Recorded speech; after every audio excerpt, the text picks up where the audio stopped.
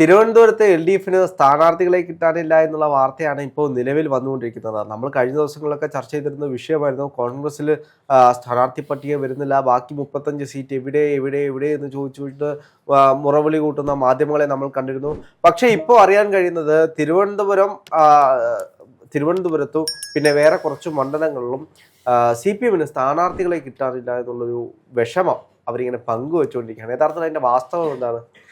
അതായത് തിരുവനന്തപുരത്ത് ആന്റണി രാജുവിൻ്റെ മണ്ഡലമാണ് തിരുവനന്തപുരം എന്ന് പറഞ്ഞിട്ട് മണ്ഡലം, അദ്ദേഹം ജയിച്ച മണ്ഡലമാണ്. അപ്പോൾ ആന്റണി രാജു LDFനെ അല്ലെങ്കിൽ CPM നേതാക്കളെ അറിയിച്ചിരുന്നത് എൻ്റെ കേസ് വിചാരണ വരും, അതിൽ പ്രശ്നമൊന്നുള്ളതല്ല, എൻ്റെ പ്രൊഫഷണൽ ഉണ്ടായതല്ലേ, ഞാൻ എങ്ങനെയെങ്കിലുമൊക്കെ നേരിട്ടോളാം എന്ന് പറഞ്ഞു. ഇതവർ വിശ്വസിച്ചു. പക്ഷേ ഇപ്പോൾ കേസ് എങ്ങും എത്താതെ നിൽക്കുവാണ്. അദ്ദേഹത്തിൻ്റെ വിചാരണയ്ക്ക് പോലും കോടതിയിൽ ഈ സമയമെല്ലാം കഴിയും, കോടതിയുടെ ഒരു അനുവാദം കൂടെ ഉണ്ടെങ്കിലേ പറ്റുള്ളൂ.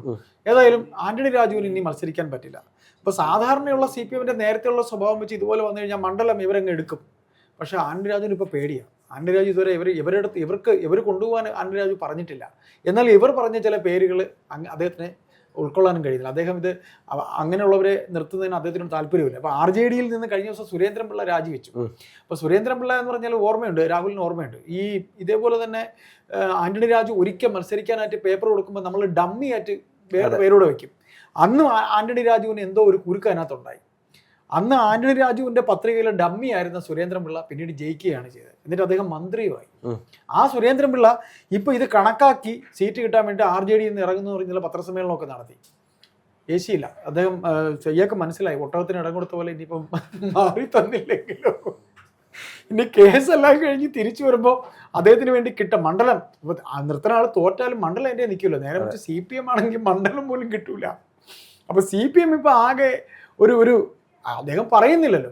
ഇപ്പോൾ അവസാനം നമ്മൾ വെള്ളിമൂങ്ങ സിനിമയിൽ കണ്ടതുപോലെ വിജയ് മേനോൻ്റെ അടുത്ത് പറയുന്ന പോലെ പെട്ടെന്നൊക്കെ എന്ന് പറയുന്ന പോലെ ഇനി പിണറായി വിജയൻ ഇനി പറയോ ഇല്ല എന്നുള്ള കാര്യം അറിയില്ല. എന്തായാലും അവർക്ക് LDF കൺവീനർ രാമകൃഷ്ണനാണ്, TP രാമകൃഷ്ണനാണ്.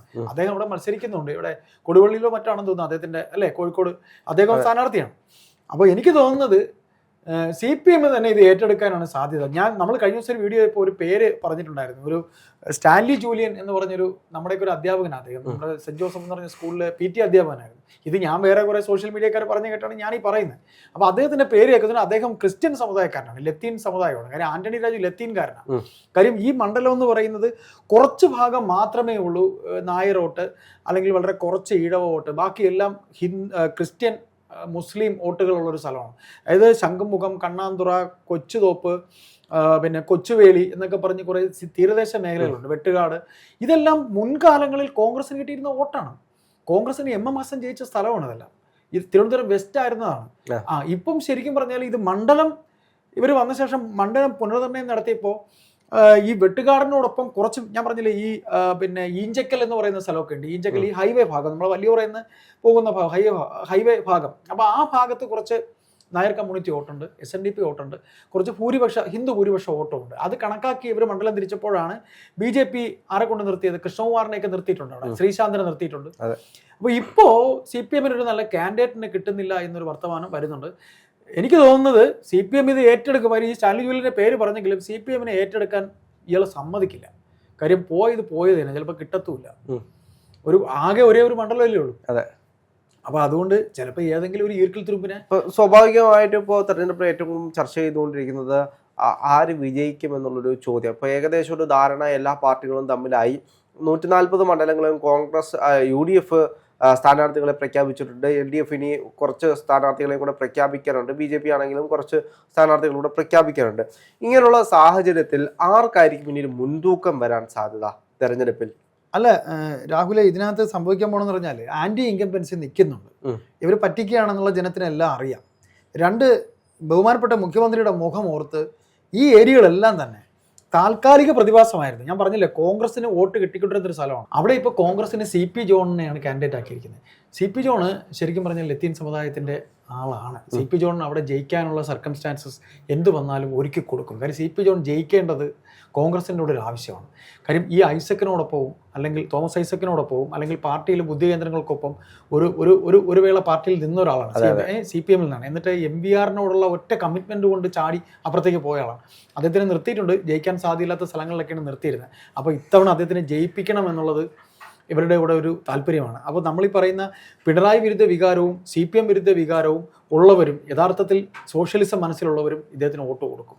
സ്വാഭാവികമായിട്ടും. അത് മാത്രമല്ല ഒരു ഇടത് നിരീക്ഷണ അദ്ദേഹത്തിന് ഒരു ഇടത് ചിന്ത ഉണ്ട്. അതെ, പിന്നെ കമ്മ്യൂണിസ്റ്റ് ചിന്താഗതി ഉണ്ടായതുകൊണ്ട് സ്വാഭാവികമായിട്ടും കമ്മ്യൂണിസ്റ്റ് പാർട്ടിയിൽപ്പെട്ട ആളുകൾക്കും അദ്ദേഹത്തിനോട് ഒരു അനുഭാവം ഉണ്ട് എന്നൊരു യാഥാർത്ഥ്യം. പാർട്ടിക്കാരനാണ്. അതെ, പഴയ പാർട്ടിക്കാരനാണ്. ആ ഒരു സ്നേഹം ഇവരെയൊക്കെ സംബന്ധിച്ചുള്ള ഏറ്റവും വലിയ കാര്യം എന്ന് വെച്ച് കഴിഞ്ഞാൽ പാർട്ടി വിട്ട് വന്നു കഴിഞ്ഞാലും പാർട്ടിയുടെ ഒരു ഭാഗം ആളുകളുമായിട്ട് എപ്പോഴും ഒരു അടിസ്ഥാന ബന്ധമുണ്ടാകും. അതായത് അടിസ്ഥാന വർഗവുമായിട്ടാണ്, താഴെയുള്ള പാർട്ടി പ്രവർത്തകരുമായിട്ടാണെങ്കിലും ഒരു ബന്ധം കാത്തു സൂക്ഷിക്കുന്ന ആളുകളാണ് പല ആളുകളും. അപ്പോൾ ഇവരെയൊക്കെ സ്വാഭാവികമായിട്ടും വിജയിപ്പിക്കണം എന്നൊരു തോന്നൽ ജനത്തിന് മാത്രമല്ല കമ്മ്യൂണിസ്റ്റ് പാർട്ടിയിലുള്ള ആളുകൾക്ക്, പാർട്ടി അനുഭാവികൾക്ക് ഒരു തോന്നലുണ്ടാവും. അദ്ദേഹം നമ്മുടെ ഒരു സുഹൃത്താണ്, വിജയിപ്പിക്കണം എന്ന് പറയുന്ന ഒരു തോന്നലുണ്ടാകും.